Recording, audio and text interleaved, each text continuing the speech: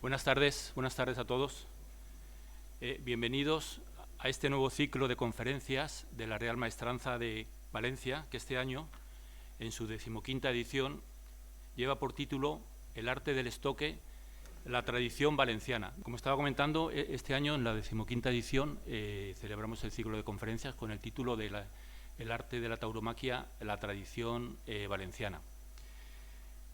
Muchísimas gracias por vuestra asistencia y, en especial, como no puede ser de otra forma, mi agradecimiento a la conferenciante de hoy, doña Fátima Alcón Álvarez de Osorio, doctora en Historia de Arte por la Universidad de Sevilla, profesora titular de dicha universidad y de la Universidad de Wisconsin-Platteville, presidenta de la Fundación de Estudios Taurinos, autora de numerosos libros, artículos, documentos e investigaciones sobre el tema de tauromaquia y brillante participante en numerosas conferencias, coloquios y tertulias. Fátima, muchísimas gracias por compartir tu tiempo y tu conocimiento con nosotros esta tarde. Mi agradecimiento también al coordinador del ciclo de conferencias, don José Francisco Ibars, de Castelló y de Castelví. José Francisco, muchas gracias por la organización de la conferencia de este año. Iniciamos hoy el ya tradicional ciclo de conferencias de los jueves del mes de mayo de la Maestranza, y en este año 2024 hemos querido rendir un pequeño tributo, un pequeño homenaje al arte de la tauromaquia, un arte, el de los toros, que es patrimonio cultural nacional, y un arte, el de los toros, con lo que esta Real Maestranza también tiene una antigua y estrecha relación.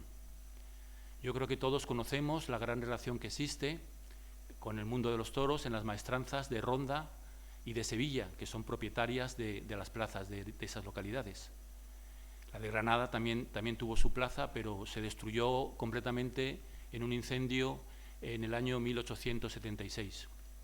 Lo que no es tan conocido es la relación de esta maestranza, la maestranza de Valencia, con el mundo de los toros. Y conservamos en nuestros archivos una carta del marqués de Grimaldi, que era secretario de Estado en tiempos de Carlos III, en el año 1767, de la cual extracto un texto. Para que la maestranza de Valencia pueda portarse con el lucimiento que corresponde en las funciones que tiene establecidas, ha venido el rey en concederle su real permiso para hacer anualmente 2 corridas de toros y utilizarse de su producto como practican las maestranzas de Granada y de Sevilla. Luego en la carta también se decía que las corridas debían ser extramuros, en los lugares y en los días que designase el antiguo capitán general del antiguo Reino de Valencia. Bueno, pues a partir de aquella concesión, de aquel privilegio, la maestranza vino haciendo sus funciones anuales, siempre en plazas móviles que se montaban y desmontaban para la ocasión, y eran festejos muy señalados, muy lucidos, en los que los matadores llevaban los colores de la Real Corporación.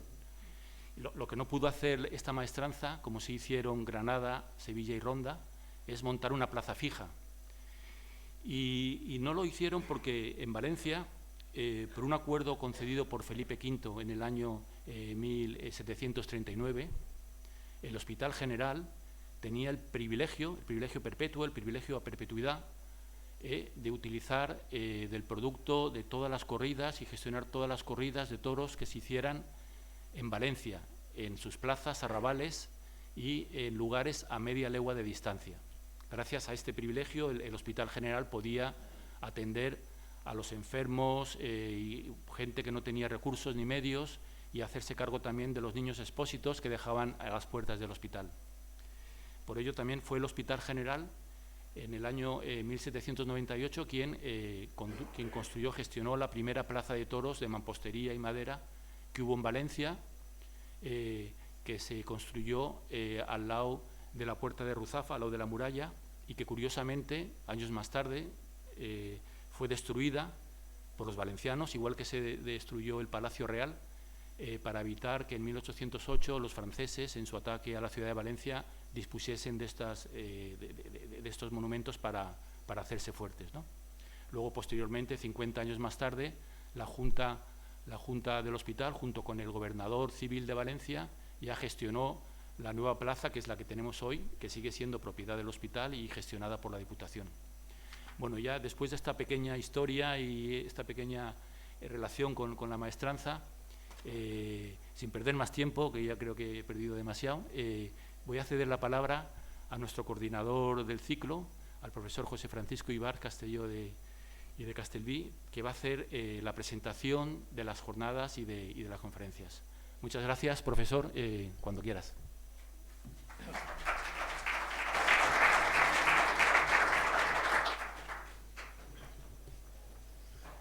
¿Se oye? Primera condición. Bueno, ya saben que soy muy poco del pleonasmo, por lo tanto voy a ir a las cosas mismas, ¿no? Cuando se empezó a hablar del ciclo hilvanamos los temas, hilvanamos las personas y demás, se pensó que era muy importante subrayar el hecho de la perseverancia de la afición taurina en Valencia. O sea, que por circunstancias y acaeceres, las corridas de toro fueron el referente cultural, popular de Valencia, antes de que el fútbol se hiciera el referente esencial. Eso en cuanto al hecho. Yo me he limitado en mi texto, yo no he sido un forofo del toreo, debo confesarlo, mi padre sí, pero sí que he tenido muy buena relación con la gente, Paco Almela, una serie de gentes que en los años 50 tenían el protagonismo de la crítica del momento. Entonces he escuchado mucho hablar de todos la gente que vivía la feria desde dentro, en un momento donde los temas eran escasos y de estas cosas se hablaba con bastante dedicación e interés. Al ordenar un poco el texto introductorio mío, que procuraba que fuera breve pero preciso, he montado lo que me parecía lo más esencial. Primero, la pervivencia de esta afición taurina en Valencia, que con el paso del tiempo ha ido incrementándose. Segunda, vincular a dos o tres sagas de toreros que aquí han tenido fuerte presencia. Gente que incluso en su origen procedía de aquí. Un caso diáfano, que lo comentaba yo antes, el propio Litri era de Gandía, o sea que también las cosas son como son, pero siempre ha habido aquí una presencia taurina muy fuerte. Y por otro lado también acentuar un poco los altibajos de la afición, ¿verdad? Los altibajos de la afición. Yo me he quedado muy irritado, yo tengo carácter duro, me he quedado muy irritado cuando me han dicho que había una cierta campaña más o menos encubierta, más o menos velada, tolerada o no tolerada, antitaurina. Eso me ha irritado bastante, porque los toros no necesitan ni amores ciegos, ¿verdad?, ni detractores sutiles, basta que los dejen actuar cuando corresponde. Entonces yo creo que la tauromaquia es un arte, ahí está Goya, para darnos el ejemplo sumo, y en definitiva la gente iba a los toros con una afición absolutamente enloquecida, por decirlo así. Yo recuerdo las corridas de toros de los años 50 que no cabía un alfiler. Y eso de alguna manera pues marcaba mucho el entorno de aficiones, de gustos, las corridas populares, toros embolados, en fin, hay una permeabilidad del asunto taurino en la tradición popular valenciana, agraria, por supuesto, desde siempre, y eso es fundamental. Entre las sagas que yo subrayé, pues había algunas pues, que son conocidas de toros, pero lo que sí que ha habido siempre es la tauromaquia como un referente cultural decisivo. Se discute hoy neciamente, es una opinión particular, como todas, que la tauromaquia, el arte del toro, sea o no sea una cultura. Esos son temas bizantinos. Hay una cosa que es clara, que sea un arte es un hecho, ¿verdad? Tiene un lenguaje, tiene un ritmo, tiene una retórica y tiene unos modos de actuar, a eso se llama arte, ¿verdad? Eso se llama arte. Y por otro lado, que no sea una cultura es una ignominia que ahora se estila decir. Por azares de la vida, un familiar muy cercano a mí, fue catedrático de la Universidad de Granada, después de guerra, catedrático de Historia de la Cultura, y después pasó a Valencia, donde cumplió 50 años. No solo tenía gran afición taurina, sino que era de Ruzafa, era hijo predilecto de Ruzafa, y además era sobrino tercero de los Fabrilo. Y es curioso porque yo la vida de los Fabrilo la he vivido desde sus no contemporáneos, porque no lo eran, pero sí familiares. Y entonces Fabrilo no generó solo una fama popular, que el entierro al parecer fue fastuoso, sino una leyenda en sí mismo. Y es curioso porque he traído, ya lo verán cuando proceda, era un hombre guapo, Fabrilo I y Fabrilo II, después murieron los dos en la Plaza de Toros de Valencia. Y Fabrilo tenía además una audacia, una osadía, que me contaba Almela Vives, gran taurófilo y historiador de primera magnitud, que fue el que inventó tender el capote delante del toro y dejar que pasaba y reaccionar y demás. O sea que tuvo una osadía singular. Yo pienso que estas pequeñas anécdotas dan idea de la urdimbre popular del toreo. Toreros que hayan actuado en Valencia son legión. Yo he tenido alguna relación, que no hace al caso, con la Casa de Alba, y Cayetana siempre recordaba las ferias de Valencia, porque venía a todas las que podía, cosa que decía, yo solo he ido a Valencia a los toros con cierta frecuencia, y después me hicieron fallera de honor en una ocasión, y es la segunda vez que había venido, y lo contaba con gran vehemencia, cosa que, dada su capacidad de popularidad, era una buena promoción, ¿verdad? Y por lo demás, pues ya iremos hablando en función de lo que vaya saliendo. Pero lo importante me parece que debía ser esto. Primero, que la cultura taurina es una cultura, no una condescendencia. Mi suegro, el profesor Sabalero, solía decir que la cultura es el saber vivir humano en el tiempo. Y para saber vivir humano en el tiempo, uno ha de buscar en los hilos para buscar conseguir la urdimbre que va a sostener un relato. A ese relato lo llamamos historia local, que después alcanza condiciones mayores, ¿no? Pero lo cierto es que el hecho mismo de conseguir que las leyendas se conviertan en mitos y los hitos en capítulos de libros de historia es una manera importante de hacer historia. 1, 2. Si la cultura es el saber vivir humano, qué mayor gesto, ¿verdad?, de maestría que dominar a un toro y obligarlo a someterse a los llamemos las exigencias de un torero. Yo he tenido poca relación, pero alguna relación en casa con algún torero. Y siempre hay una cosa que yo he repetido cuando he tenido ocasión, y todo el mundo ha coincidido. 600 kilos, 500 kilos de un animal vivo enfrente es un desafío brutal, es un desafío brutal. Entonces, si esto no es cultura, ya me dirán. Por mi parte, nada más. Muchas gracias, José Francisco. Pues bueno, damos comienzo ya a la primera conferencia. Fátima, muchas gracias. En primer lugar, quiero agradecer a la Real Maestranza de Caballería de Valencia el haberme invitado a comenzar este ciclo de conferencias que han organizado, también al profesor Ibars por haber contribuido, ¿no?, a que yo esté aquí, porque fue con el primero que tuve esto relación. Y bueno, pues quiero empezar, como les decía, agradeciéndole a la maestranza el que me haya invitado a comenzar este ciclo de conferencias.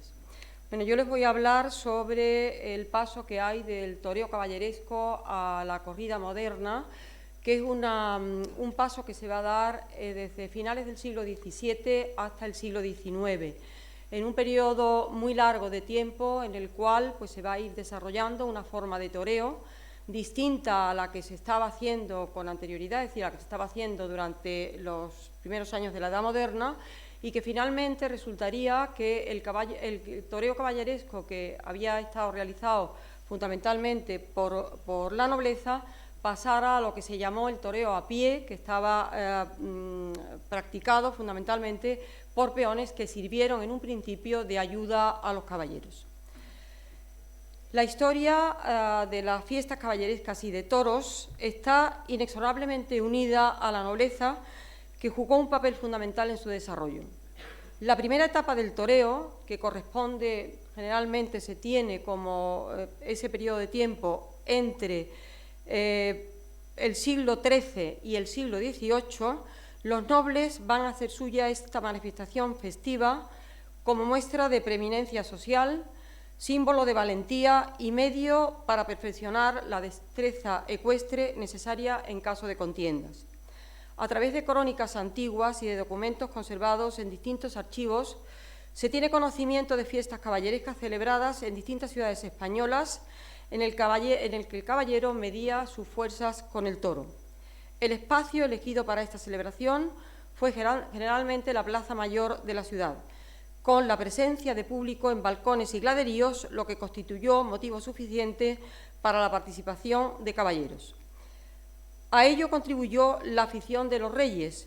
Desde los primeros austrias españoles se tiene conocimiento de esa afición que tuvieron los reyes con respecto a lo que era ese tipo de festejo. Varios autores nos han dejado un surtido anecdotario de la participación de Carlos V en distintos festejos que se irían repitiendo en los sucesores, y como nos dice el preceptista Jerónimo de Villasante Laso de la Vega, en su tratado Advertencias para torear con el rejón, que había que saber muchas cosas sobre la forma de torear, ya que su majestad, en este caso era Felipe IV, gusta tanto de verlo y de que se haga con primor.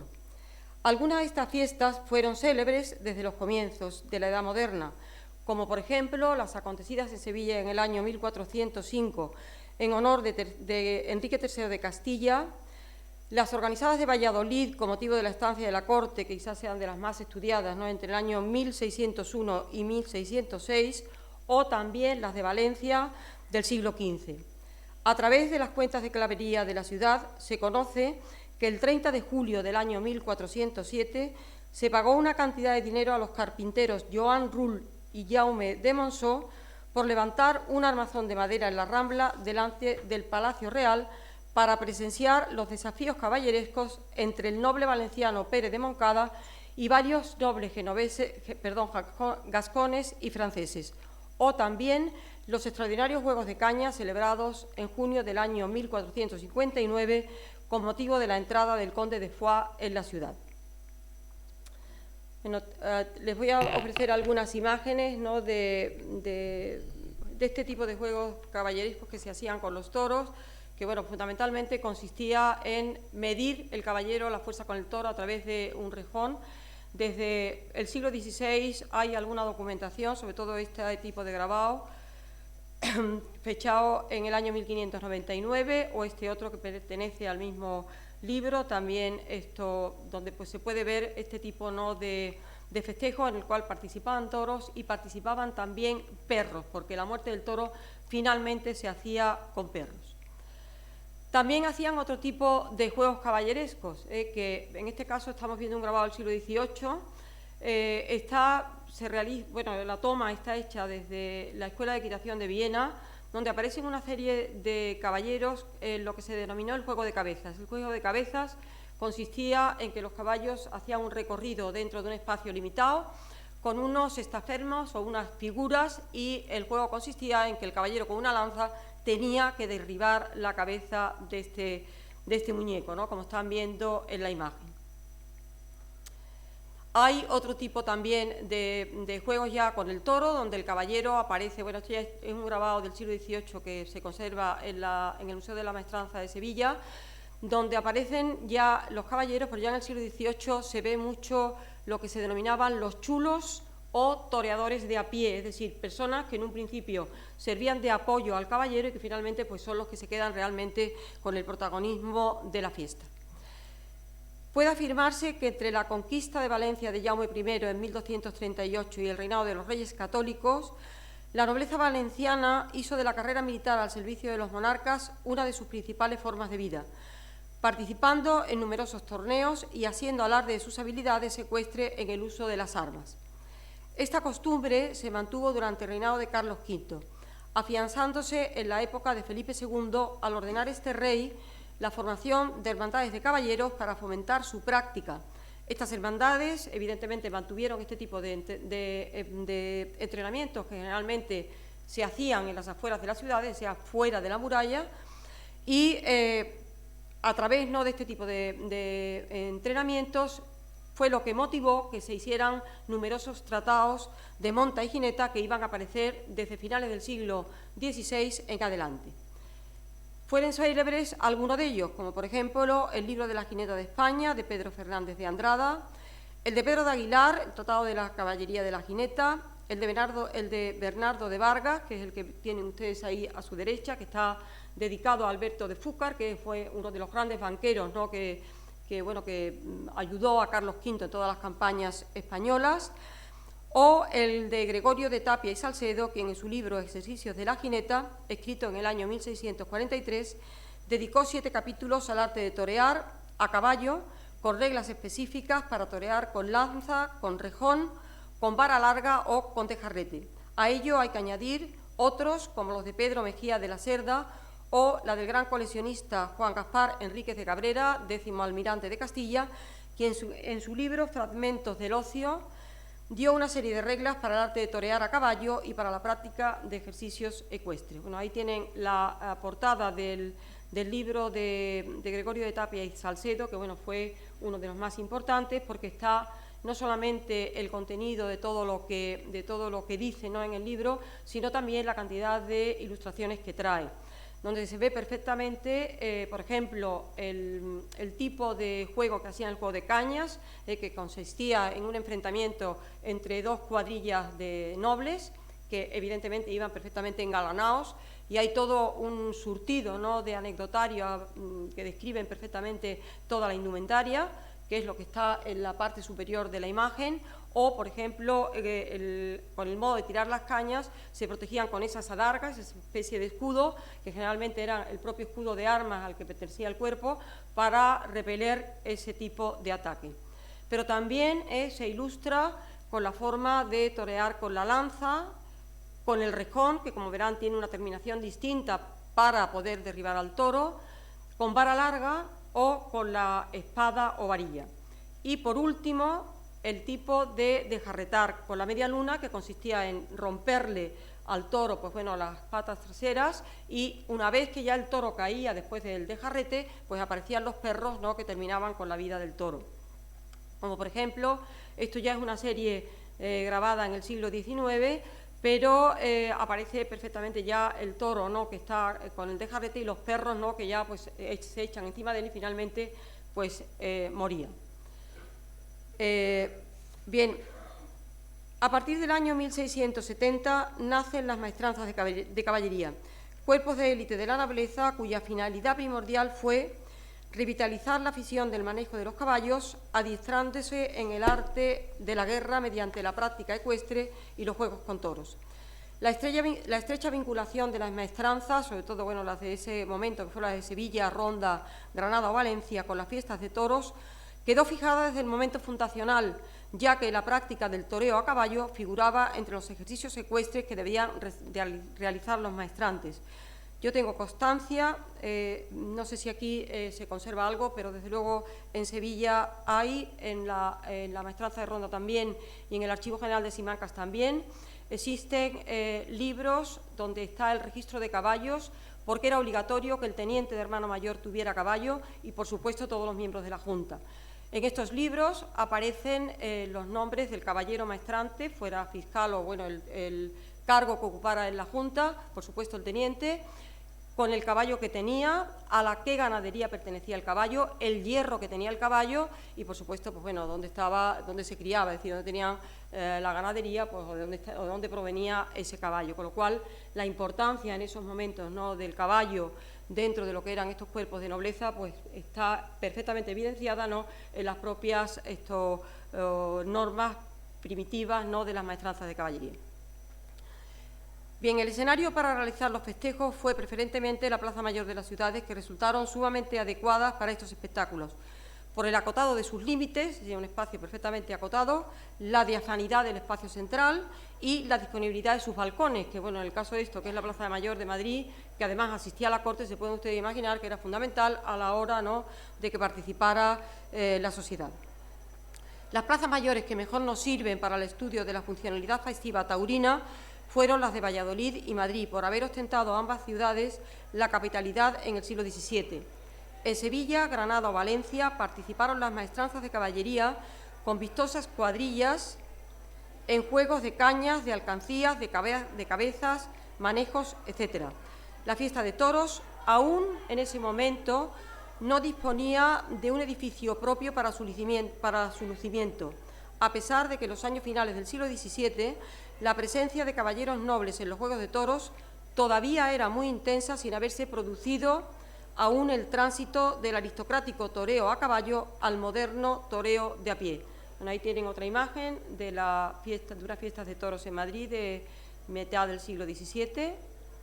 O bueno, estas de la Plaza Mayor de Valladolid. En la Plaza Mayor de Valladolid estos años, como se pueden ustedes imaginar por motivos obvios, estaba el duque de Lerma, que era el valido, que bueno, le organiza una gran fiesta, ¿no?, a los reyes, que fueron también no tanto en la Plaza Mayor como también en el Palacio de la Ribera, donde bueno, pues hay también grabados, ¿no?, que ilustran esto que les estoy diciendo. En Valencia, fundamentalmente, se iban a hacer en la Plaza del Mercado, era el lugar idóneo donde primitivamente se hacían las fiestas de toros, ¿no? En el Reino de Valencia no solamente se iban a celebrar en la capital, sino que también hubo en Orihuela, en Denia, en Chiva o en la Alcubia. En la capital, la Plaza del Mercado, como les digo, se convirtió en el marco idóneo por tener las medidas suficientes para albergar a caballeros y a espectadores. Constaba de 2 puertas, uno en el lado del convento de la Merced y la otra frente a la iglesia de San Juan, y a partir del siglo XVI, cuando ya estuvo terminado el edificio de la Lonja, sus ventanas se convirtieron en el mejor palco para presenciar los festejos. Otros lugares escogidos para las fiestas de toros fueron las Ramblas, junto al río Guadalbella-Turia, que por su cercanía al Palacio Real se convirtió en un espacio privilegiado que posteriormente pasó a llamarse Llano del Real, y a partir del siglo XVI pues alternó con la Plaza del Mercado. Bueno, yo no sé ni cómo me atrevo a hablarle aquí de esto, porque tenemos en la sala a 2 personas que han estudiado muy bien las fiestas en el Reino de Valencia, que son 2 profesores de la Universidad de Castellón, el profesor Víctor Mínguez y la profesora Inmaculada Rodríguez Moya, que han tenido la amabilidad de venir aquí a escuchar. Y realmente, pues bueno, ellos han estudiado muchísimo todas las fiestas del Reino de Valencia, no solamente fiestas de toros, sino también fiestas civiles y fiestas religiosas, con un libro maravilloso que todos los estudiosos de las fiestas en España los hemos consultado. También el profesor Pablo González Tornel, que hoy en día es el director del Museo de Valencia, que también está aquí con nosotros y que a los cuales les agradezco profundamente que hayan venido. Bien, como les decía, en estos espacios que yo les estoy nombrando, se celebraron en el año 1590 las fiestas con motivo del casamiento de doña Lucrecia Moncada, hija del marqués de Aitona, con don Francisco de Palafox, que dio lugar a la comedia en verso titulado El Prado de Valencia. Aunque sin duda las más importantes fueron las organizadas por el duque de Lerma el 18 de abril de 1599 con motivo de la boda de Felipe III con la archiduquesa Margarita de Austria, al convertirse Valencia en sede de la corte. Igualmente relevantes fueron las celebradas en 1690 con motivo del casamiento del rey Carlos II con Mariana de Neoburgo, celebradas en el Largo del Real y en las que participaron el conde de Peralada, el conde de Elda, el marqués de Villatorcas y otros miembros de la nobleza valenciana.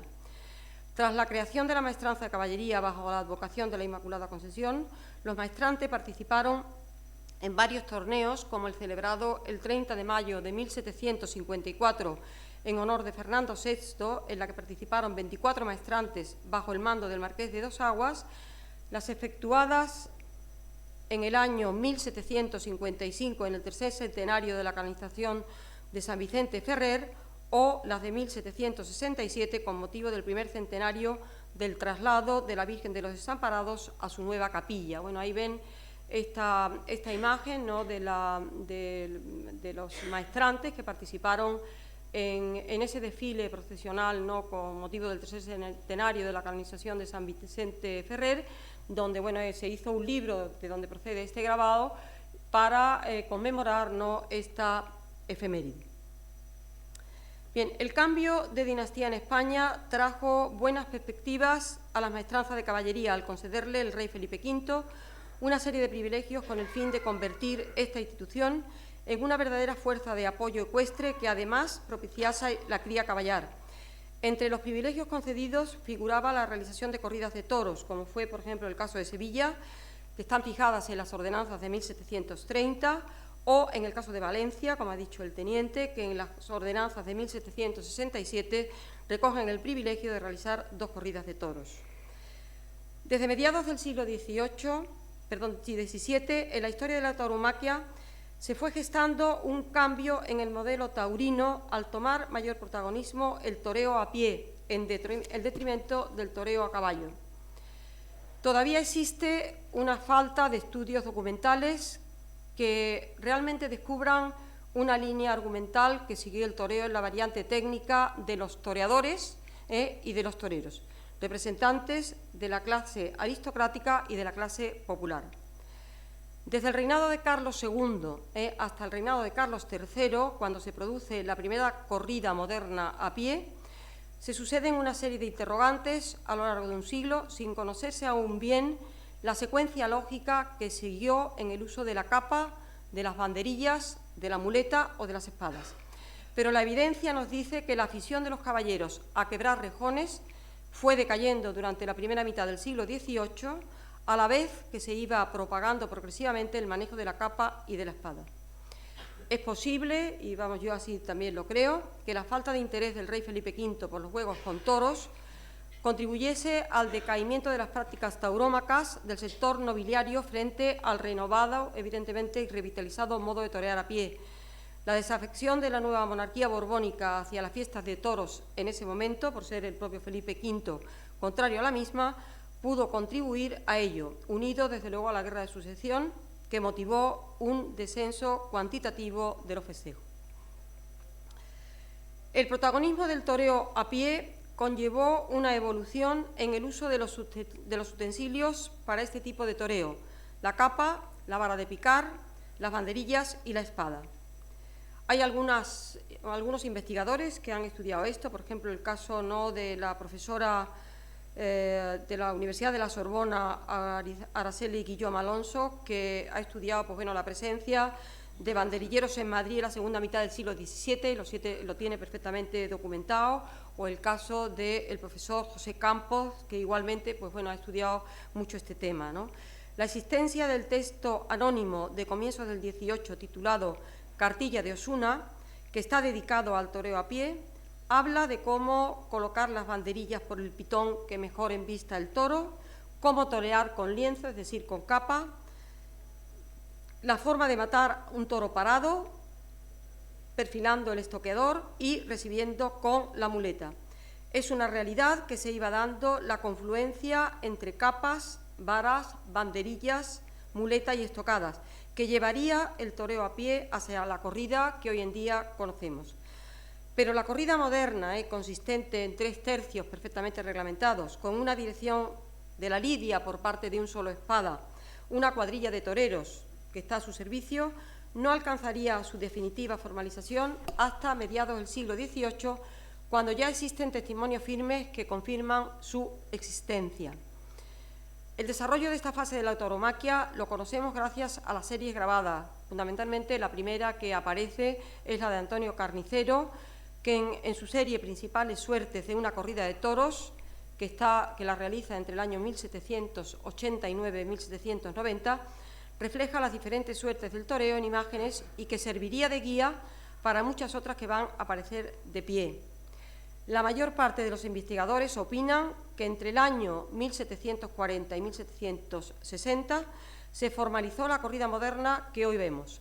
Según nos cuenta el profesor Bartolomé Benassar, el viajero Richard Twist pudo ver en Cádiz en el año 1772 una corrida en que el espectáculo contó con lidias de 15 minutos que estaban repartidas entre picadores, banderilleros y matadores. Todos los toreros cobraron dinero, que es de las primeras veces que aparecen ya el cobro de esta gente no cobrando, y tenían un orden: primero intervienen los picadores, luego los banderilleros y por último los matadores. También se conoce la referencia del año 1746 de un festejo donde el picador Andrés Merchante, que aparece ya con su nombre, se midió con los toros con la vara de detener, dejando en ocasiones el trabajo de matar para 2 toreadores de a pie o chulos, lo que demuestra que aún en esa época existió una lucha latente entre el picador y el matador por hacerse con el privilegio de matar al toro. La nueva corrida de toros, con el torero de a pie como protagonista, iba a ser el resultado evidente de añadir al repertorio de quites con la capa, que exigía su función de apoyo al jinete, que era lo que tenía entonces, al traslado hasta el centro del ruedo, de suerte que venían practicando ya en las afueras de las ciudades. En la serie de carniceros, aquí vemos, por ejemplo, ya la entrada del toro, ¿no?, en el recinto para una corrida, y las distintas suertes ya muy bien establecidas, ¿no?, el picador, el banderillero y ya el matador. Aparecen a partir de ese momento otras muchas series, sobre todo hay muchísimas series de extranjeros que, bueno, como ustedes pueden entender, les llamaba muchísimo la atención la corrida de toros por el colorido, por la fiesta, por la sangre, en fin, por una serie de elementos, ¿no?, que conllevaba todo lo que es la corrida de ese momento. Aquí tenemos, bueno, la imagen de estas 2 estampas, ¿no?, de Juan de la Cruz, el torero bailarguero y el torero banderillero. O bueno, ya en la tauromaquia de Goya, donde aparecen ya personas con sus nombres, ¿no?, como por ejemplo el bailarguero Fernando del Toro, que obliga, ¿no?, al toro con la garrocha, pero también se daban otros tipos de juegos con el toro, como por ejemplo el salto con la garrocha. Por ejemplo, Goya lo refleja, pero hay también otros pintores que lo hacen, ¿no?, el atrevimiento en este caso, ¿no?, del torero Juanito Apiñani en la Plaza de Madrid, ¿no?, que va a saltar el toro con la garrocha. O esta otra, ¿no?, donde vemos pues igualmente el salto de garrocha. O esta, ¿no?, la locura de Martincho en la Plaza de Zaragoza. Es un tipo de toreo que en carteles de toros de esta época, que desde luego, bueno, aquí, por ejemplo, en Valencia, que es una de las ciudades, ¿no?, donde la imprenta de cartelería de toros tuvo mayor importancia, y bueno, se lo digo sin ningún género de dudas, porque he estudiado algo los carteles taurinos y, por ejemplo, en Sevilla, pues arrasan cuando empieza, ¿no?, a funcionar la imprenta en Valencia. Prácticamente todos están aquí, proceden de aquí. Y aparecen muchas imágenes de lo que se denominaba el toreo bufo, es decir, que no era simplemente, ¿no?, ese tipo de corrida ya establecida de los 3 tercios perfectamente delimitados, sino también este tipo de juegos con el toro, que era, pues bueno, el sentado en una silla y ahora mato al toro, el juego, el salto de la garrocha, ahora me subo en una mesa y bueno, pues doy volteretas encima del toro. Es decir, otro tipo de toreo diferente que ahora mismo no concebiríamos, ¿no?, en una plaza de toros. O esta, por ejemplo, ¿no?, como les decía, esto, bueno, por ejemplo, que está recogido en la tauromaquia de Goya, esto lo intentó hacer Morante hace unos años, no sé, salieron muchísimas fotos en la prensa, no sé si alguien las vio. Bien, como les digo, a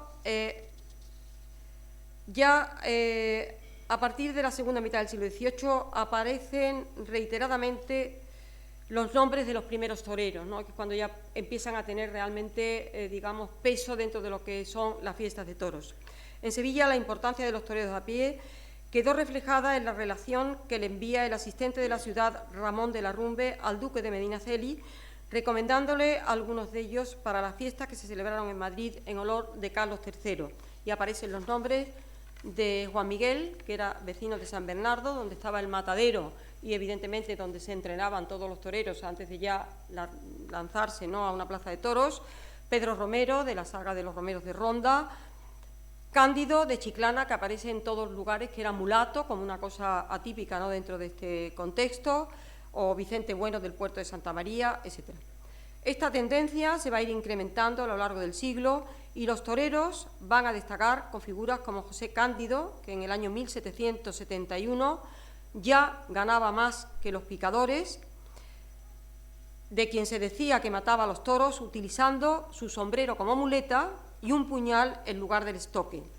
Francisco Romero, de Ronda, fundador de la dinastía taurina de este nombre, fundamental para la historia de la tauromaquia, definidor de la línea moderna a pie, con el uso de la muleta y del estoque para matar al toro frente a frente, innovación que, como se pueden ustedes imaginar, fue completamente innovadora, no en la época, porque hasta este momento, hasta Francisco Romero, La suerte principal era todavía el tercio de picadores y el toreo a caballo y los lances de capote constituía todavía la muerte del toro, no el final de la fiesta. Tras Francisco Romero hubo unos años en que ambas formas de torear, el toreo a caballo y a pie, se iba a disputar el gusto de los aficionados. El toreo a caballo comenzó a perder protagonismo en las corridas y la muerte del toro se convirtió en la suerte más importante de una faena. Su hijo Juan Romero, segundo de la dinastía taurina rondeña, fue uno de los mejores matadores de su tiempo, el mejor pagado de su época y el primero en organizar una cuadrilla. A partir del último cuarto del siglo XVIII, la presencia de grandes figuras fue incrementándose con nombres como José Delgado Hillo o Pepe Hillo, Joaquín Rodríguez Costillares o Pedro Romero de Ronda. Bueno, aquí tienen estos dos famosísimos retratos, ¿no?, de estos dos miembros de la familia Romero, de Pedro Romero, que bueno, fue en su época uno de los más importantes toreros, y su hermano también, José Romero. Están pintados por Goya, dos cuadros que están en el Museo fuera de España. O, por ejemplo, estos dibujos, ¿no?, de Juan de la Cruz, donde aparece Costillares, o como donde aparece también Pedro Romero, ¿no? Con mucha importancia, los dos se hacen retratar con el toro, que es una constante después, pues cuando aparece la fotografía, los toreros se van a retratar en los estudios de los fotógrafos, concretamente, por ejemplo, en el estudio de Galvache de Madrid, que es uno de los grandes estudios, ¿no?, de fotografía taurina, y se retratan prácticamente como están pintados, ¿no?, desde el siglo XVIII, es decir, el torero con su traje de torear, con los avíos para torear y con una cabeza o con un toro, ¿no?, en este caso a su lado. Estos tres toreros, como les digo, Pepe Hillo, Costillares y Pedro Romero, van a fijar las reglas y el estilo de la corrida de toros. Costillares organizó las corridas de los toreros a las órdenes de un solo matador, quien se iba a convertir a partir de ese momento en el director de la lidia. Él estableció los tercios de varas, los de banderillas y los de muerte, y además modificó el traje de torear. La chaquetilla bordada a partir de ese momento con galones de oro iba a corresponder a los maestros, es decir, al torero, mientras que de plata era para los subalternos. Todos ellos debían de llevar calzón de seda y, por supuesto, la faja de colores, tal como aparecen, ¿no?, en la imagen. Costillares inventó también la estocada volapié, humillando al toro con la muleta y yendo hacia el mismo con el estoque hacia lo que se llama el hoyo de agujas. La importancia de Pepe Hillo radicó en su famoso tratado Tauromaquia o arte de torear, escrito en el año 1796, que es considerado fundamental para entender la evolución de la tauromaquia en estos momentos. El tratado está dividido en dos partes. La primera explica las suertes empleadas en esos momentos y cómo tenía que comportarse el matador según la diferente condición del toro, que esto es importante también porque no todos los toros se pueden matar de la misma manera. Y la segunda parte se ocupaba de las suertes a caballo, tanto las de picar como las empleadas en el campo. Su muerte, acaecida en el año 1801, fue la consecuencia de las heridas mortales causadas por un toro que van a estar recogidas en la tauromaquia de Goya. Por ejemplo, bueno, aquí es una de ellas, tiene otra donde está el torero, ¿no?, dando una voltareta. Aquí ya es cuando el toro lo embiste y finalmente lo mata. También esto en la tauromaquia de Goya recoge a Pedro Romero, que es otro de los grandes e importantes maestros de esta época, perteneciente a la saga rondeña del mismo apellido, y fue considerado, Pedro Romero se considera el primer gran matador de toros, es decir, tal como lo estamos concibiendo, ¿no?, hoy en día. Fue competidor de Costillares y de Pepe Hillo, y para la mayoría de los investigadores de la tauromaquia, Pedro Romero fue un adelantado para su época, porque es el primero que recomienda la quietud delante del toro. Y él decía: el que quiera torear y ser lidiador ha de pensar que de cintura para abajo carece de movimientos. El toreo no se hace con las piernas, sino con las manos. Él dirigió la Escuela de Tauromaquia de Sevilla, que la fundó en el año 1830 el rey Fernando VII. Unido a la presencia, ¿no?, de estas figuras axiomáticas desde el comienzo del siglo XVIII, existió la necesidad de disponer de un edificio específico para la celebración de las funciones de toros. Y vemos que la dicotomía existente en la propia evolución de la fiesta se proyectó en la elección de una figura arquitectónica idónea para celebrarla. Ya las ordenanzas de la Real Maestranza de Caballería de Sevilla del año 1732 recogen la necesidad de tener un edificio específico, delimitando en estas ordenanzas su forma y tamaño y recomendándose una figura cuadrilonga que incluyese en uno de sus lados mayores el chiquero y en el otro un balcón principal. A partir de entonces, la forma de la plaza iba a estar íntimamente ligada a la propia evolución de las fiestas de toros. De hecho, en esta primera intención se percibe la importancia que tenía el toreo a caballo al darle a la plaza, en el caso de la ordenanza de la maestranza, una figura similar a lo de los picaderos existentes para la doma y el desarrollo del ejercicio ecuestre. Pero tras la primera mitad del siglo XVIII, la forma circular se impuso de manera categórica y sin lugar a dudas, cuyo modelo evidentemente fue el de la Plaza de Toros de Madrid, construida entre los años 1749 y 1754 según el proyecto de Juan Bautista Sacchetti, que era el arquitecto de corte de ese momento, ¿no?, y Ventura Rodríguez. Evidentemente, esta plaza, que tienen ustedes ahí el grabado, fue la referencia para el resto de las plazas de toros circulares construidas en el siglo XVIII. La de Sevilla, que se comienza en el año 1740, la de Ronda, entre 1780 y 85, la primera que se hace en Granada, que es del año 1768, que se incendió en el 1876 y se hace la que está en la actualidad, el famoso Coso Piñatelli de Zaragoza, y luego, aquí en Valencia, a finales del siglo XVIII, se planteó la cuestión de edificar una plaza de cantería y se le encargan a los arquitectos Claudio Bayer y Manuel Blasco en el año 1798 levantar una plaza fija de cantería, pero que tuviera también parte de madera, que estaba situada junto a la puerta de Ruzafa. Las guerras napoleónicas motivaron su derribo y finalmente se hace la plaza, que es maravillosa, la que tienen ustedes en la actualidad, construida en el año 1859, siguiendo el proyecto de Sebastián Monleón, que se inspiró en el anfiteatro Flavio de Roma para configurar su fachada. Lo que les estaba diciendo con respecto a lo que es el espacio, ¿no? Aquí tienen un grabado de la Plaza de Toros cuadrilonga existente en Sevilla, la del año 1730, donde aparece el balcón principal, llamado el balcón del teniente, en el caso de Sevilla el balcón de invitado, que generalmente cuando estaba el rey en las corridas presidía el rey o el hermano mayor, que normalmente fue un miembro de la familia real, pero a partir ya en el caso sevillano, a partir del siglo XIX ya lo ostenta la figura del rey. Con anterioridad, en el caso sevillano fue el infante don Felipe Borbón, duque de Parma, el que ostentó el título de hermano mayor. Y como, la mayoría de las veces, el hermano mayor evidentemente no podía presidir las corridas por motivos varios, se colocaba el retrato del hermano mayor presidiendo la corrida. De ahí que todas las maestranzas tengan un retrato de los hermanos mayores sucesivos, ¿no?, que han tenido a lo largo del tiempo, que, como les digo, en Sevilla se da la circunstancia de que fueron algunos de los hijos de Felipe V en un primer momento, luego ya, han sido los sucesivos reyes. Pero con respecto a la plaza, se ve aquí todavía el protagonismo, ¿no?, del toreo a caballo, porque evidentemente una plaza cuadrilonga es lo más parecido a un picadero.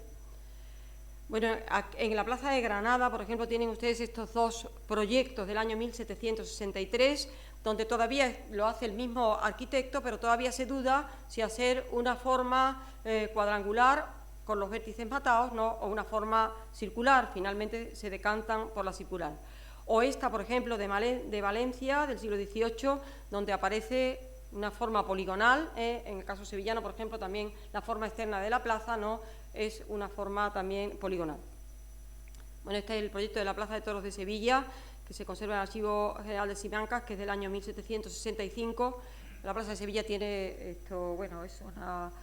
un proceso constructivo larguísimo, porque se para la obra muchas veces por motivos económicos, porque no tienen dinero para seguirla, y finalmente pues acaba en el año 1881, es decir, prácticamente durante más de un siglo y medio no es la construcción de la plaza. Entonces, bueno, se tuvo que ir, digamos, adaptando a la propia configuración urbana que la rodeaba y, de hecho, pues si ustedes ven una imagen, ¿no? Bueno, con un dron, diríamos ahora, ¿no? de la Plaza de Toros de Sevilla, pues evidentemente tiene una forma no exactamente circular como tienen todo el resto de las plazas españolas. O bueno, aquí tienen la Plaza de Toros de aquí de Valencia, como les digo, bueno, se inspira o así aparece, ¿no? en el proyecto, ¿no? en la fachada del anfiteatro Flavio de Roma.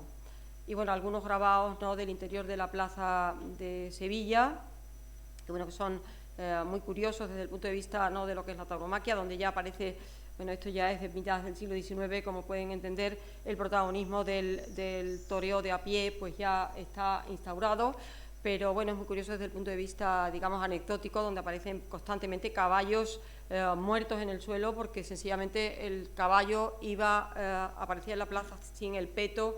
Vamos, lo de ahora es una coraza auténtica, ¿no? Como aparecen en el ruedo. Entonces, en esos momentos que iban sin peto, evidentemente, pues bueno, morían caballos constantemente, ¿no? O esta misma, donde aparece, se ve perfectamente todo lo que era la plaza de cantería, ¿no? Y la parte de la izquierda de la imagen, donde está el graderío de madera, y bueno, con la vista de la catedral al fondo, porque no estaba terminada la plaza.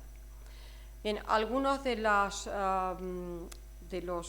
toreros, ¿no? que ya durante el siglo XIX iban a cobrar protagonismo, porque además van a mantener una rivalidad constante, que eso también hizo que la fiesta de los toros mantuviera una importancia dentro de lo que era la sociedad de su época, ¿no? El caso, por ejemplo, de Francisco Montes y Francisco Arjona Cúchares, de Rafael Molina Lagartijo con Salvador Sánchez Frascuelo, o el caso de Guerrita. Algunos de ellos destacaron además por renovar el traje de torear. Por ejemplo, Francisco Monte, que lo tienen ustedes ahí en la imagen, bueno, es el que inventa la montera.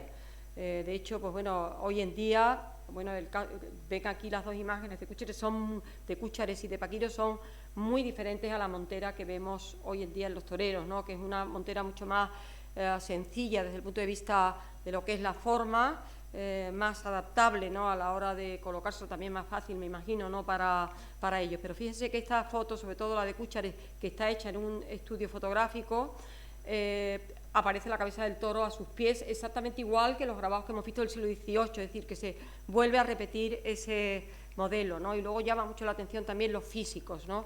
Piensen ustedes esta imagen, compárenla, por ejemplo, con Roca Rey, ¿no? Hoy en día, ¿no? Eso es un físico que ha cambiado, entre otras cosas, porque el torero de hoy en día es un torero que tiene una carrera universitaria, la mayoría de ellos, y que proceden de otros ambientes totalmente distintos, ¿no? O, fíjense, por ejemplo, la imagen de Lagartijo, ¿no? y de Frascuelo.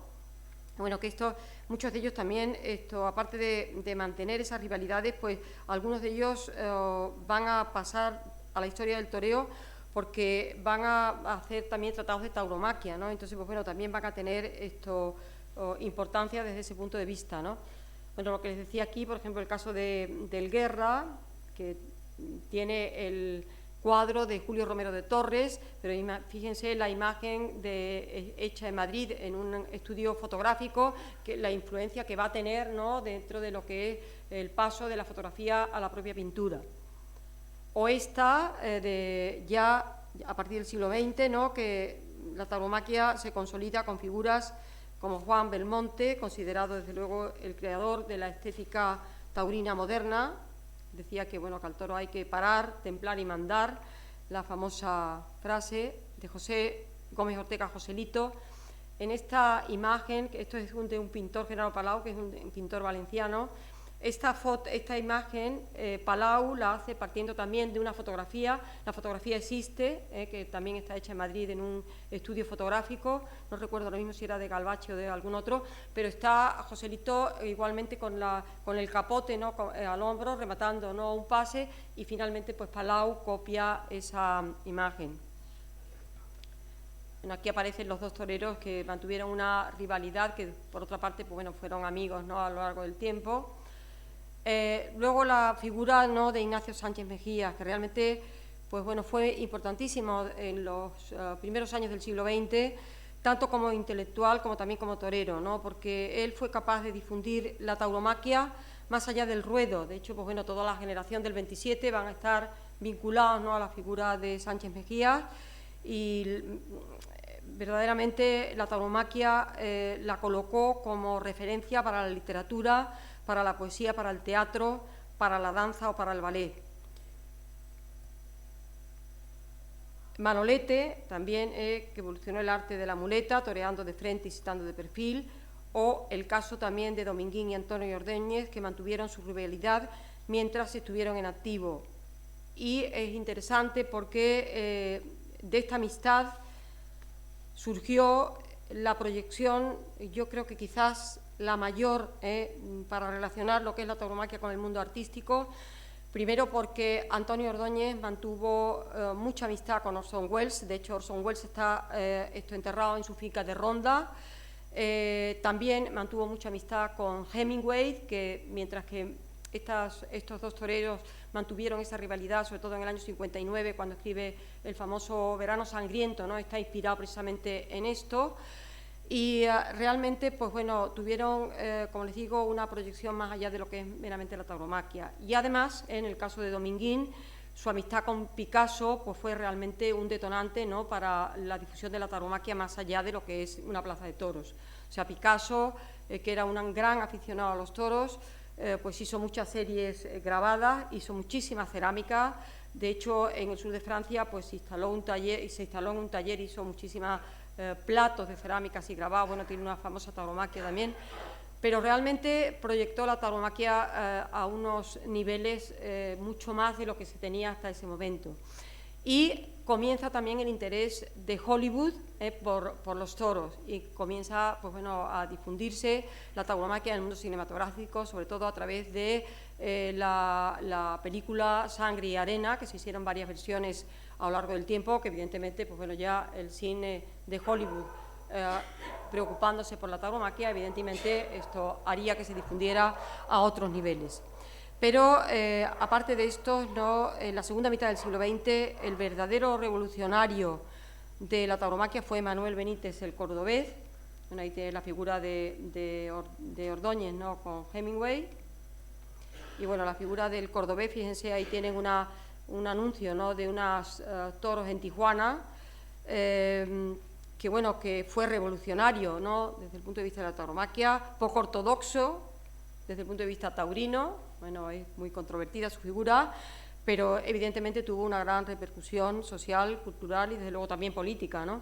Ahí lo vemos en la imagen de arriba, que él se tiró a la Plaza de Toros de Madrid en el año 57, que bueno, hay muchas imágenes de esto, ¿no?, aparece él sacado de la Plaza de Toros por la policía.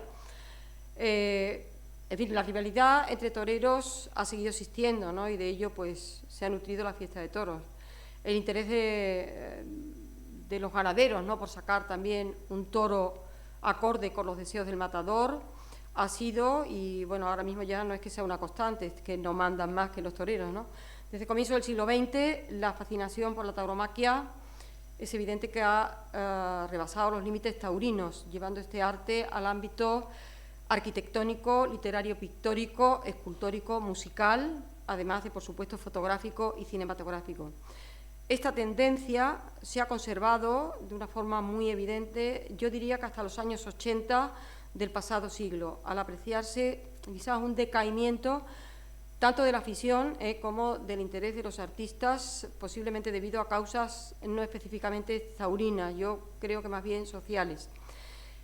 En cualquier caso, se puede afirmar que, sin ningún género de dudas, que la tauromaquia bueno, pues ha sido, es uno de los, y será, ¿no?, uno de los componentes artísticos y culturales más importantes que tenemos, ¿no? Aquí vemos ya un ejemplo de toreros contemporáneos, ¿no?, algunos, pues bueno, ya muertos, ¿no?, Luis Vázquez, el caso del Litri, Enrique Ponce, que vuelve, Morante con su Puro Romero, una imagen que, bueno, pues es muy clásica de él, bueno, los Manzanares, Rocarrey, José Tomás, que revitalizó también en un momento determinado de mucho decaimiento la tauromaquia, bueno, Daniel Luque, los grandes triunfadores de la Feria de Sevilla del último año, que realmente ha sido un éxito para el empresario, porque la plaza afortunadamente ha estado llena, no todos los días, Y luego, simplemente como anecdotario, pues le traigo esto, porque ha habido muchos toreros sevillanos que han tomado la alternativa aquí.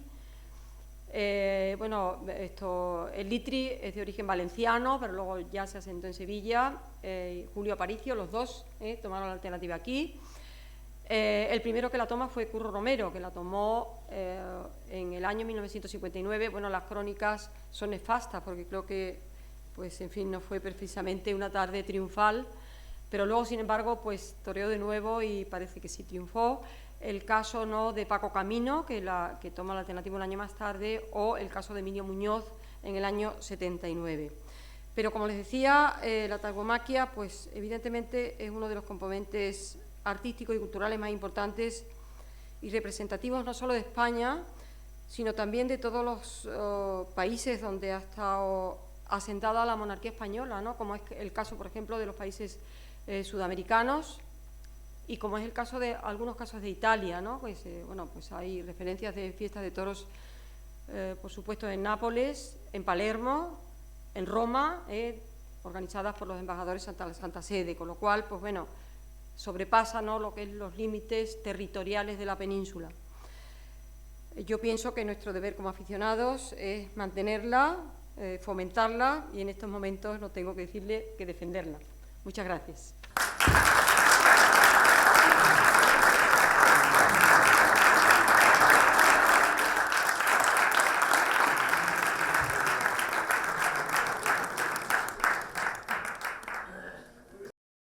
A mí me choca estos altibajos que uno va conociendo, ¿no?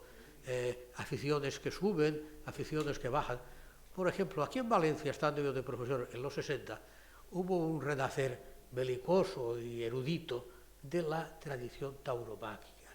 Recuerdo, pues, poeta Brinders, por ejemplo, la revista Quites tuvo el nacimiento aquí. O sea, no sé cómo, porque yo he sido aficionado desde la barrera, de la contrabarrera, ¿no? Entonces me hace gracia porque debió ser cierto cuando el público de ese renacer de mi época de profesor aquí era eminentemente universitario, era un público más universitario que popular. Sin embargo, la tradición del toro en la calle, ¿verdad?, en todo el Mediterráneo nuestro, las fiestas de los pueblos, todos llamaban inexorablemente unas fiestas taurinas con torero o con diferentes liturgias, ¿verdad?, que se podían mantener. A mí lo que me inquieta un poco, por azares de la vida yo hice milicias en Rota. Entonces me hace gracia la manera tan distinta de enfrentarse al toreo, por ejemplo, entre Valencia, por decirlo de alguna manera, no hablo Sevilla, es la apoteosis, ¿no?, y Barcelona, donde siempre la frialdad no ha sido cierta, porque yo siendo jovencito en Barcelona, era una afición enloquecida, que nunca hubiera entendido esta fredeza, esta frialdad contemporánea, ¿no? Entonces pienso que aparte de estas subidas y entradas de valoración, que ven a saber por dónde andarán los motivos reales, ¿no?, pero hay una cosa cierta, que el toreo ha estado siempre en la base de una cultura popular, que era el argumento que yo pretendí suscitar al inicio. Sí que hay una cultura popular del todo, porque para que una cultura popular sea popular, ha de ser popular. Ha de entrar la gente, como ha pasado con los toros, como ha pasado con el fútbol después. O sea, cuando la gente entra y habla en las peluquerías, decía mi padre, de los toros, es que hay toros. Y cuando habla del fútbol en las peluquerías, es que hay fútbol. Es decir, cuando entra en la masa de opinión el arte, es que sí que hay arte y que sí que hay cultura. Bueno, mi pregunta era, ¿usted es optimista o pesimista? ¿Cree que vivimos, avanzamos, ¿no? O una pregunta complementaria. ¿Por qué no hay ninguna ganadería importante en Valencia? Es lo único que de verdad he estudiado seriamente. No ha habido ninguna ganadería, a ver si hablamos, de nombradía, ¿verdad? De nombradía. Y es curioso porque aquí ha habido una burguesía poderosa, una nobleza interventiva, pero sin embargo no ha habido una ganadería. Bueno, yo creo que tradicionalmente las grandes ganaderías españolas han estado muy vinculadas a tierras castellanas, Castilla y Andalucía. Bueno, Castilla, bajamos, digamos, Extremadura, Andalucía, ¿no? Quizás en el mundo, la parte oriental de la península ibérica, que por otra parte, como bien ha dicho, tiene una tradición que sin embargo, por ejemplo, en Andalucía no la tenemos, ni en Castilla creo que tampoco, de correr los toros, que aparece en todos los festejos populares, ¿no?, de los pueblos. Evidentemente esos toros formarían parte de ganaderías de aquí. No sé si ese tipo de toro serviría para una lidia de una plaza, porque lo desconozco, pero yo supongo que si esos toros se corrían aquí, debió de haber ganaderos.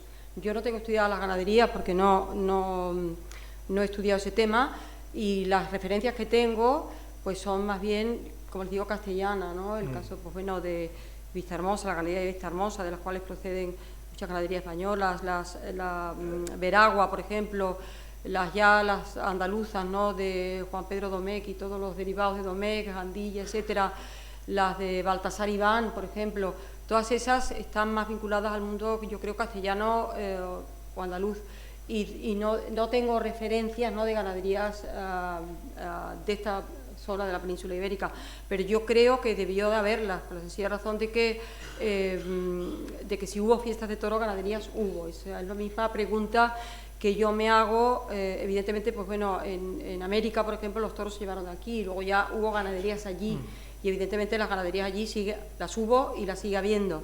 Y en el caso de Italia, pues yo no sé de dónde sacaban los toros, pero toros hubo porque hubo corridas, y de hecho, pues bueno, en el famoso grabado, que bueno, aquí hay varios que lo conocen, ¿no?, de las fiestas del Marqués del Carpio en Nápoles, pues aparece un estrado enorme con una fiesta de toro donde hay un toro en mitad que se está toreando, con lo cual allí debió haberlas, pero yo no tengo referencias de eso, no le puedo contestar porque no las tengo.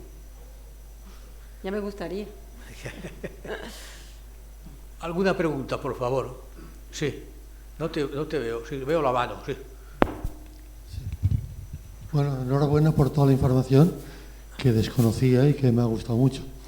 En una de las imágenes he visto un torero que me ha parecido que tenía una capa azul o morada. No sé, me llama la atención también por qué, o quería saber si es que se sabe cuándo empezaron a utilizarse los colores que ahora tenemos. ¿Es porque el toro va más al rojo o podía ir al verde también, o está enseñado? ¿Por qué esos colores del capote diferentes también? Bueno, el toro evidentemente va más a un color fuerte, porque el color fuerte le llama más la atención. Y de hecho, en todos los grabados, por ejemplo, que hay del siglo XVIII, la mayor parte de ellos están con la capa, con el capote rojo, mucho más que la utilización de otros colores. Hay algunos toreros que ponen, por ejemplo, ahora mismo Morante, pues tiene el capote tiene una parte que es rosácea, que es como son los capotes, no es exactamente rojo sí es la muleta, y la parte trasera, digamos, del capote, pues es de un color azulado o tirando como a malva. Otro torero que es extremeño, que Ferreras, por ejemplo, ese aparece muchas veces con un capote azul, pero realmente de forma tradicional el color que se ha utilizado es el rojo, y yo pienso que es que el rojo es más fácil para que el toro vaya, es decir, que es un color muy potente que finalmente llama la atención del animal que tienen por delante. O sea, para humillarla al toro es más fácil, pienso, con un color que sea muy muy fuerte, ¿no? El toro lo puede ver mejor que un color que sea más desvalido, pero en general, si se analizan, por ejemplo, las series grabadas, ¿no?, sobre todo las del 19, que hay muchas de autores españoles, pero también de ingleses y franceses, casi todos, yo les diría que con un porcentaje de más del 90%, los capotes y las capas son rojas. Es curioso, y perdóneme, cómo sí que es verdad que el peso, por ejemplo, de la cultura española ha condicionado mucho la evolución del toreo en la Europa nuestra, ¿no? Yo recuerdo en Palermo, hace unos años, que había una corrida el día de San José. Entonces, por eso de que yo tenía esta relación oblicua con el Fabrilos y todo eso, me invitaron. Y yo fui, pues, bien, pues, a aplaudir, y me hace gracia porque de pronto paran la procesión Dice, no, la procesión se corta porque empieza la corrida de toros y hasta que no acabe la corrida de toros no puede seguir la procesión. Eso me pareció tan sumamente curioso, ¿verdad?, que el toreo tuviera semejante fuerza. Y después otra cosa que también me ha más históricamente, y usted sabrá más de todo esto, cómo han ido tomando protagonismo, diríamos, los servicios auxiliares. Cómo han ido los banderilleros, por ejemplo, los segundos espadas, todo esto ha ido tomando un incremento que después... Y yo viajaba bastante a México y siempre te invitaban, México, sobre todo Ciudad y Guadalajara, te invitaban a una corrida de toros porque era la fiesta, llamemos, nacional para ellos, ¿no? Entonces me choca porque auténtica devoción de partidarios, eso yo aquí lo he visto en mi época, ¿no? Partidarios de este torero, partidarios de aquel torero. Cuando yo era chico, todavía en la Nueva Torera, todas estas, llamemos, casas de comida populares, todavía había menús según la corrida. O sea, la corrida Pero no sé si todo eso ya es prehistoria. A mí me ha sorprendido mucho, y lo he dicho al inicio, este cuestionamiento de la condición cultural del toreo, cosa que me parece una difamación ignorante. Y tanto. Puede ser la doma de serpientes una destreza, no puede ser el toreo. Bueno, adelante. Pero hay una cosa que es curiosa. El toro entraba en la gente. Yo creo que como todo, las aficiones, como los amores, también se crean. O sea, y si yo lo he visto en Barcelona, el despegue taurino ha sido cosa de 20 años. 20 años, eran días de gran esplendor. Hoy ha ido menguando hasta prácticamente desaparecer. Yo lo que no sé es si eso será episódico, es decir, o cultural. ¿Usted qué cree? Bueno, yo creo que... A ver, yo soy aficionada a los toros y por lo tanto soy optimista. Las fiestas de toros, bueno, las prohíben desde el siglo XVI, Pío V es el primero que las prohíbe, o sea, contra las fiestas de toros ha ido la religión y la sociedad civil, digo sociedad civil, autoridad civil que pueda tener un mando, ¿no?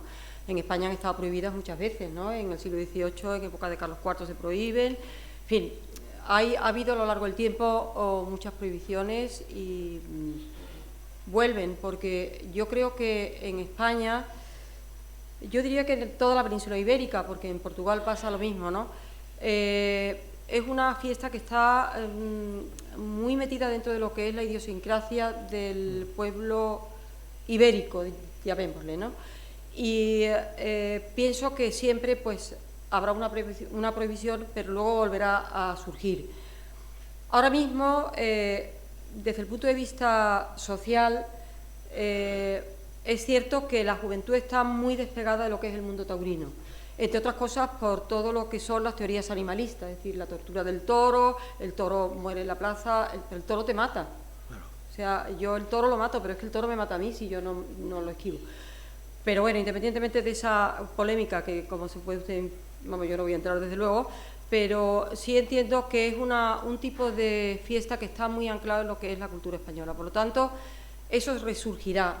El caso es que, por ejemplo, la Plaza de Toros de Sevilla, bueno, yo voy mucho a los toros y observo, ¿no?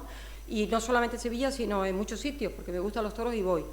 Entonces, esto sí observo que, primero, que las entradas de toros en general son caras. Entonces, claro, uno va a los toros y no va solo a los toros, uno va a los toros, luego se toma una cerveza o se toma un whisky con los amigos. Es decir, los toros, hay dos corridas, la que una ve en la plaza y la que luego comenta con los amigos en el bar, porque eso todo el mundo que es aficionado lo sabe, y las grandes tertulias taurinas se dan después de los toros. Entonces, es digamos que desde el punto de vista social, el que eso sea caro, pues una persona joven, pues a lo mejor no se puede gastar 30 euros en ir a ver una corrida de toros, porque si después se quiere tomar una cerveza o un whisky, pues evidentemente ya nos hemos quedado sin presupuesto.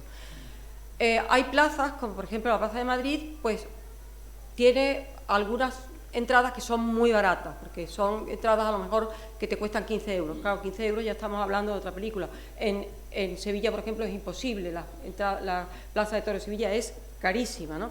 Entonces sacan una oferta para menores de no sé si es de 18 años y para jubilados, que bueno, están en fin, ya el jubilado vamos todos a morir, porque están detrás del reloj a pleno sol, que claro, en Sevilla, pues se pueden ustedes imaginar que en esta época pues le da un soponcio a cualquiera. Entonces, claro, es complicada digamos, el engranaje, ¿no?, de eso con lo que es la sociedad. Dicho esto, yo, que le digo, voy mucho a los toros, sí he observado, bueno, lo de este año en Sevilla ha sido realmente sorprendente, porque los años después del COVID la plaza estaba vacía. De hecho, la plaza de Sevilla se nutre fundamentalmente de los abonados. Había 7.000 abonados y después del COVID hemos pasado a 2.000. Se puede usted imaginar que el empresario está que no sabe ya qué hacer ni qué programa ofrecernos al público para que el público vaya. Este año la plaza ha estado con el cartel de no billetes prácticamente todos los días. Creo que han sido 7 u 8 días de que no había entradas. Y había gente joven, había mucha gente joven. Porque bueno, yo he ido todos los días a los toros y lo he visto, ¿no? Luego, por ejemplo, en Madrid, que he ido algunas veces a San Isidro, pues en Madrid, desde luego que yo me he ido a las andanadas, y en la andanada, desde luego, se encuentra muchísima gente joven. Yo voy con compañeros de la universidad y vamos bueno, pues al famoso tendido 7, que es el más guerrillero, y allí nos ponemos en medio de la gente y gritamos una barbaridad, pero vamos, la entrada pues a lo mejor me ha costado 15 o 20 euros, no me ha costado más. Claro, para una persona joven ese dinero lo puede gastar, pero si no es muy caro. Claro, contraposición a eso, se me puede argumentar que el fútbol es mucho más caro, que es cierto. Pero, a ver, en la sociedad actual manda la televisión, o los medios, el teléfono, o lo que quieran llamarle. ¿Qué pasa? Que estamos atiborrados de fútbol en la televisión y en todos los medios. Toros no se ven por ninguna parte. La afición, ¿qué va? Pues al fútbol. ¿Por qué? Porque es lo que tenemos a diario. En todos los canales de televisión, de todas las autonomías nacionales, aparecen partidos de fútbol día sí y día no. Y ya no les voy a contar en el teléfono o en lo que sea, la tableta o lo que quiera que sea. Claro, eso también hace que se fomente una serie de tradiciones como son las taurinas, en medio, digo, de una sociedad que hay parte de la sociedad muy contraria por las teorías animalistas. Entonces, es decir, yo ahora mismo creo que es difícil, pero pienso que finalmente dará la vuelta, porque ha habido muchas prohibiciones a lo largo del tiempo y al final siempre ha prevalecido. Y luego es lo que decía, por ejemplo, antes, ¿no?, con respecto a ciertas fiestas de toros. Las fiestas de toros no es solamente la corrida, hay fiestas de toros como son el correr de los toros aquí, bueno, las fiestas que hay en Portugal, que de los salteadores, que bueno, que no se mata al toro, al menos no se mata en la plaza, que ya hay muchas asociaciones que se pretende, ¿no?, que la corrida de toros vaya hacia ese camino, que no sé si finalmente se logrará hacer o no. Y luego, bueno, hay otras fiestas de toros, por ejemplo, en los pueblos de la Sierra de Segura, en Jaén, que es ya muy, muy, digamos, ancestral desde el punto de vista de lo que es el toro como ídolo, que hace la fiesta de toros y luego se comen al toro. Por ejemplo, en el pueblo de Beas de Segura, esa tradición se sigue haciendo. Por ejemplo, en algunos pueblos de Cáceres, esa tradición se sigue haciendo. Es decir, que es, digamos, una fórmula que está totalmente anclada en lo que es una tradición ibérica, que yo creo que eso, finalmente, eso es muy difícil de desenterrarlo, ¿no? Y bueno, es como las fiestas que se hacen, por ejemplo, en Cuzco, del cóndor y el toro. Pues bueno, mire usted, es que resulta que esto se lleva haciendo aquí desde que aparecen los españoles en el siglo XVI. Pues a ver ahora cómo esto lo cambiaron, ¿no? Entonces, pienso que finalmente, pues, se podrá acoplar de alguna manera, porque ha habido muchas prohibiciones a lo largo del tiempo que las fiestas de toro ha prevalecido. Así que yo les digo, soy muy optimista. Yo creo, como usted, que el carácter sangriento de la corrida es un buen marchamo, un buen atractivo. Porque, claro, el enfrentarse con un animal tan monstruoso, tan fuerte y tan poderoso y salir indemne es una proeza. Y la proeza, pues, siempre atrae, ¿verdad? Ahora, yo pienso, lo que conozco, los países suramericanos, ¿no me oyes? ¿No se oye? Sí, perdón. Los países suramericanos, donde la tradición, llamemos machista o bravía o como se quiera llamar, es más potente, eso está más vivo. Sin embargo, curiosamente, en el sur de Francia, donde todo está más pasado por agua, ¿no?, sin embargo, las famas taurinas, incluso a nivel de centros locales, se mantienen con gran esplendor. Yo, por ejemplo, aquí en Valencia, esos años 70 que yo estaba aquí, y vi a renacer de la revista Quites y demás, me parecieron muy importantes. Sí. Ahí está la revista. ¿Ha desaparecido? No, no ha desaparecido, ¿no? Quites. Quites no se presentó el otro día. Perdón, no lo sabía, no lo sabía. Enhorabuena, sí, está. Enhorabuena. ¿Más preguntas? Sí. Que no, sí. Solo 2 minutos, agradecer la exposición que ha hecho la conferenciante, muy interesante para nosotros y para los que nos gustan los toros. Lo que creo que en este país en el que vivimos no se respeta unos a otros. ¿No te gustan los toros? No vayas. Pero no el que no le guste los toros, que no vaya, pero que no murmure, ni critique, ni haga bandera de cosas que pregonan políticamente y que las tratan de utilizar políticamente. Ese es un error de los muchos que tenemos en este país. Tenemos una tradición que es parte de la cultura de este pueblo, que la hemos transmitido a América y allí se respeta mucho más que aquí. Yo creo que a los que nos gustan los toros, que comprendemos lo que son los toros, debemos siempre estar apoyando y evitar los combates absurdos que se producen con los que no son taurinos y no les gustan los toros, que no tienen por qué atacar, pero tampoco nosotros debemos dejar que nos ataquen. Y por eso me alegro mucho que esta conferencia se practique aquí, se haya pronunciado y que dé lugar a que haya un grupo que defienda una fiesta que ya es tradición y forma parte de la médula de este país. Muchas gracias. Sí. Le quería contestar porque en el caso de... curiosamente, los mayores defensores de la fiesta de toros ahora mismo son los franceses. Tuvimos la oportunidad de ir a corridas a Nimes y nos quedamos impresionados de la afición que había a los toros en Francia. Pero en Francia yo tengo muchos amigos franceses que además están estudiando la fiesta de toros desde el punto de vista histórico y antropológico hace mucho tiempo, como es el caso, por ejemplo, del profesor François Zumbil, como es el caso de Araceli Guillaume, como es el caso de Francis Wolff, que quizás sea el más importante ahora mismo, que es filósofo. Y ellos han separado totalmente lo que es la fiesta de toros de lo que es la política. De hecho, por ejemplo, el alcalde de Nimes, pues el alcalde de Nimes es del Partido Comunista y no tiene ningún problema en explicar que es aficionado a los toros y que va. Es decir, que a mí me gustan los toros y por lo tanto, si a mí me gustan los toros y a usted no le gusta, pues usted me respeta. Igual que si a mí no me gusta la limonada y a usted sí, pues yo lo respeto, que usted se tome todos los limones que quiera. Entonces, la defensa que han hecho en Francia de la fiesta de toros y que la han ganado, pues bueno, en el Parlamento francés lo ganaron ya precisamente en una iniciativa que hizo François Zumbil, que es catedrático de filología clásica, y él defendió la fiesta de toros precisamente apoyándola en que era una minoría.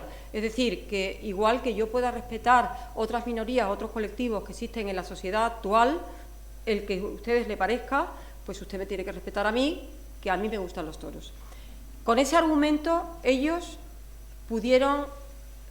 lograron que se reconociera en el Parlamento francés como bien cultural universal la fiesta de toros en Francia.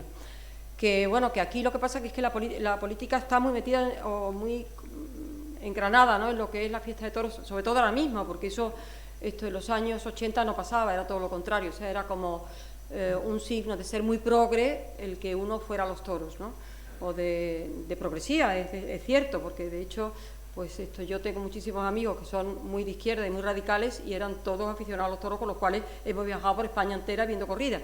Entonces, ahora no, ahora se ha desvinculado. Entonces, ahora si yo soy de Podemos, no me puede gustar los toros. Bueno, mire usted por qué.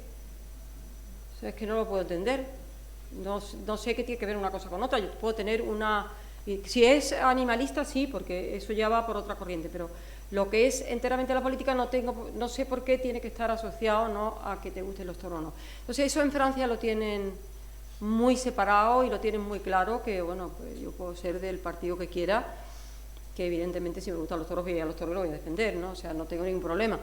Pero eso en Francia pasa en el sur, todo lo que es la franja mediterránea, que es donde verdaderamente allí ha habido en Nîmes, en Arles, en Mont-de-Marsan, luego ya hacia el Atlántico, ¿no? En Bayona y todo esto que también hay, San Juan de Luz, por ejemplo, que hay corridas de toros. Allí pues pasa exactamente lo mismo, ¿no? Esta gente pues no tiene ningún problema y de hecho pues bueno, la propia política, sea del signo que sea, apoya el que haya corridas de toros porque bueno, pues lo piensan que es interesante desde el punto de vista social, cultural, financiero, porque finalmente pues bueno, eso les hace que corra el dinero y bueno, y les interesa, ¿no? Entonces bueno, pues esa es la cuestión. Aquí no, aquí se ha vinculado mucho y yo creo que eso sí pienso que es malo para los toros, ¿no? Que se vincule tanto o que se asocie a un partido que realmente pues no tiene por qué asociarse, ¿no? Perdón, un punto. Me choca esto que usted dice ahora. Cuando se propuso Manuel, creo que es Villar, que es catalán, hijo del pintor, se propuso, fue político, primer ministro. Lo primero que dijo cuando le intervinieron es que suprimiría las corridas de toros. Digo, hombre, por el amor de Dios, una persona que es catalán, hijo de un torero, que además, de un pintor, que además tenía pintura tairina, también me chocó. Una anécdota, Bueno, muchas gracias, Fátima. Enhorabuena por tu conferencia. Como siempre, es un placer escucharte y aprender contigo. Muchas gracias, José Francisco, por el ciclo de este año. Enhorabuena por el ciclo. Muchas gracias a todos por la asistencia y únicamente indicar que os esperamos a todos el próximo jueves en la próxima conferencia, que con el título de Unamuno y Ortega, miradas taurinas sobre el Quijote, impartirá don Santiago Celestino Pérez Jiménez. Y damos por cerrada la conferencia de hoy. Muchas gracias.